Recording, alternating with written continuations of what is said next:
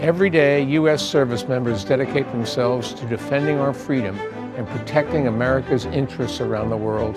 The Defense Innovation Board is doing our part to help them.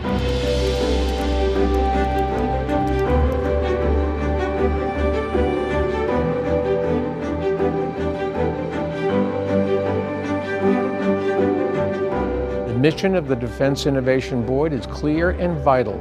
To help strengthen national security, it provides independent advice and recommendations to the Secretary of Defense and other senior leaders across the department. In the past 2 years, the board has drawn on a wealth of expertise from across the Pentagon, the private sector, American universities, and beyond.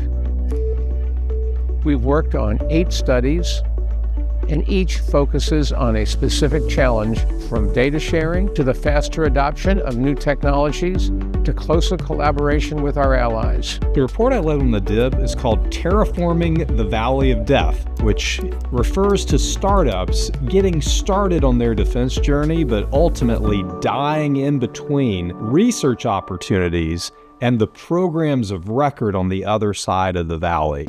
The number one finding of our initial study was that speed is the most crucial factor when it comes to defense, and especially defense innovation. We need to think of a minute as being as valuable as a missile. My study was lowering barriers to innovation.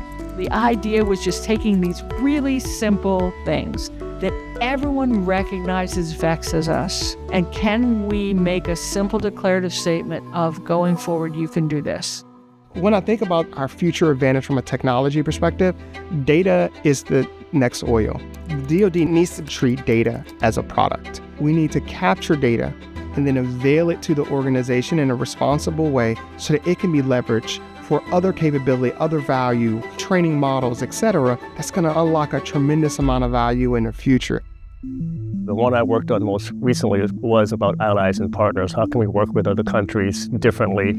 And what's the reason for doing that? Military by nature is very conservative. The resistance to failure is high.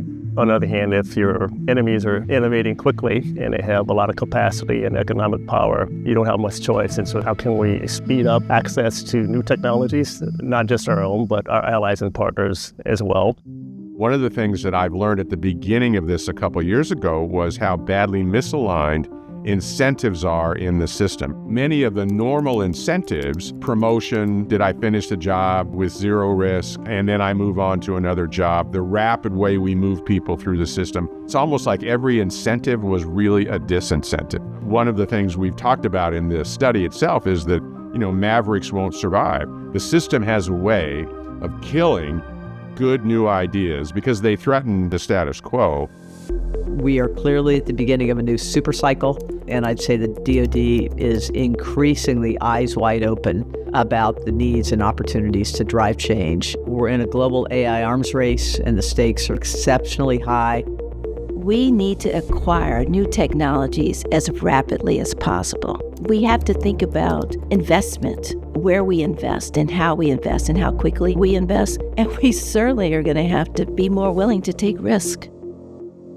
The ability for the DoD to succeed in its mission means that it has to keep pace with the way the world's changing. How do we engage talent the right way? How do we align incentives the right way? How do we engage the commercial sector the right way? How do we get startups as customers? How do we get new technologies engaged and deployed? And we have made great progress on this. But the ball is always moving.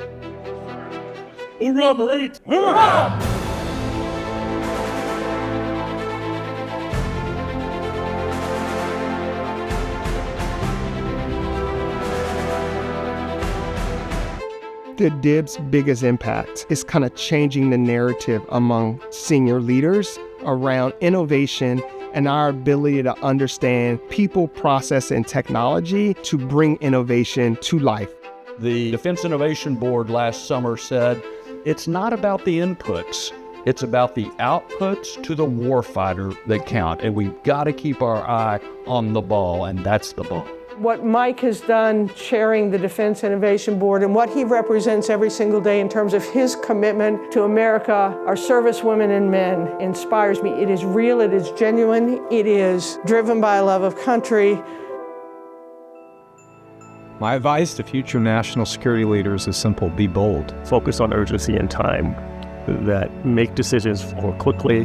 We need to have the best Department of Defense in the world. We just need to unleash that ability to allow us to be our best. The requirement to innovate aren't going to go away no matter who comes in, and they're vital in terms of what our future looks like. And the enemy, China, Russia, Iran, North Korea, they're not going to change their advancement. Innovation is spelled R-I-S-K.